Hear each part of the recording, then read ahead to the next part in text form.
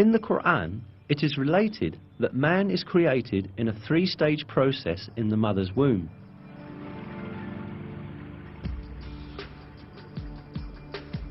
He creates you stage by stage in your mother's wombs in a threefold darkness. That is God, your Lord. Sovereignty is His.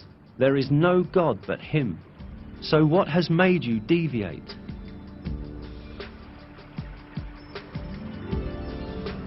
As will be understood, it is pointed out in this verse that a human being is created in the mother's womb in three distinct stages. Indeed, modern biology has revealed that the baby's embryological development takes place in three distinct regions in the mother's womb. Today, in all of the embryological textbooks studied in the faculties of medicine, this subject is taken as an element of basic knowledge.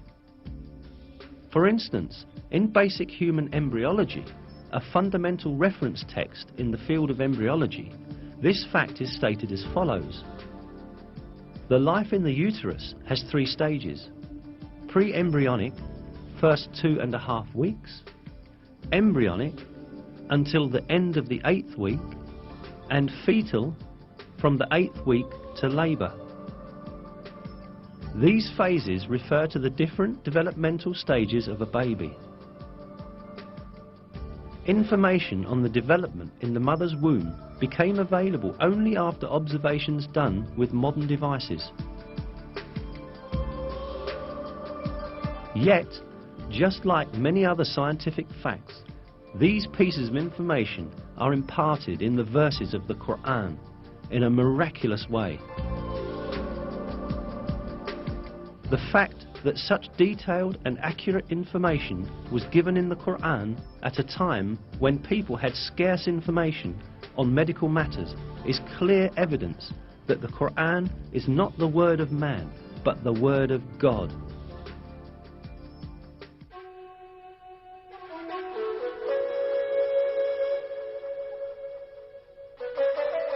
Another miraculous aspect of the Quran is that it revealed beforehand a number of important events that would occur in the future. The 27th verse of Surat Al-Fath, for example, gave the believers glad tidings that they would conquer Mecca, which was then under the occupation of pagans.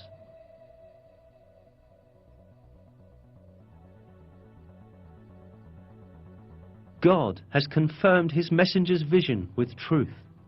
You will enter the Masjid al-Haram in safety, God willing, shaving your heads and cutting your hair without any fear. He knew what you did not know and ordained, in place of this, an imminent victory.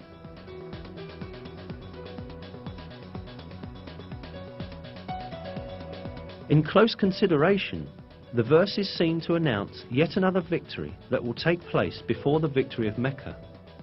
Indeed, as stated in the verse, the believers first conquered the Kaaba fortress, which was under the control of the Jews, and then entered Mecca.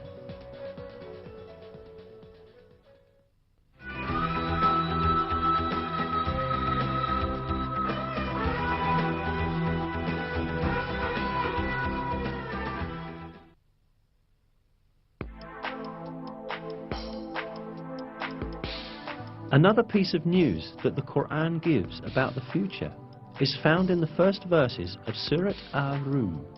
In these verses, it is stated that the Byzantine Empire had met with a great defeat, but that it would soon gain victory. The Romans had been defeated in the land nearby, but after their defeat, they will themselves be victorious in a few years' time. The affair is God's from beginning to end.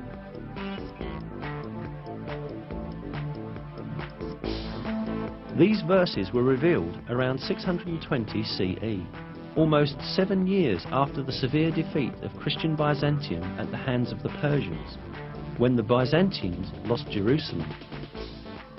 Yet it was related in the verses that Byzantium would shortly be victorious. In fact, Byzantium had then suffered such heavy losses that it seemed impossible for it even to maintain its existence let alone be victorious again. Not only the Persians, but also Avars, Slavs and Lombards posed serious threats to the Byzantine Empire. The Avars had come as far as the walls of Constantinople. The Byzantine Emperor Heraclius had ordered the gold and silver in churches to be melted and turned into money in order to meet the expenses of the army. Many governors had revolted against Emperor Heraclius, and the empire was on the point of collapse.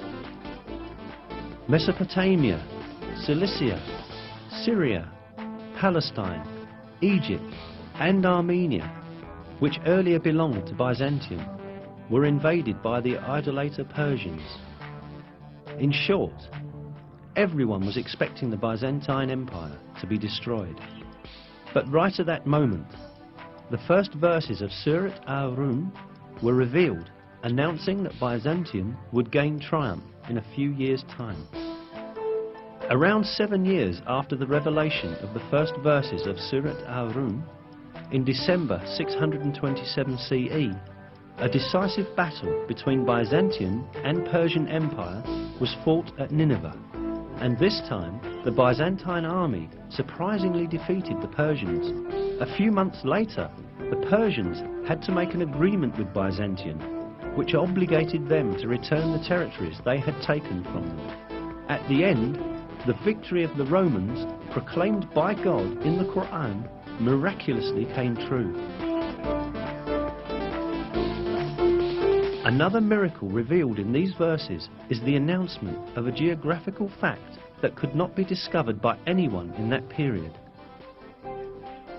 In the third verse of Surat al-Rum, we are informed that the Romans had been defeated in the lowest region of the earth. This expression, Adna el-Ard in Arabic, is interpreted as a nearby place in many translations. Yet, this is not the literal meaning of the original statement, but rather a figurative interpretation of it.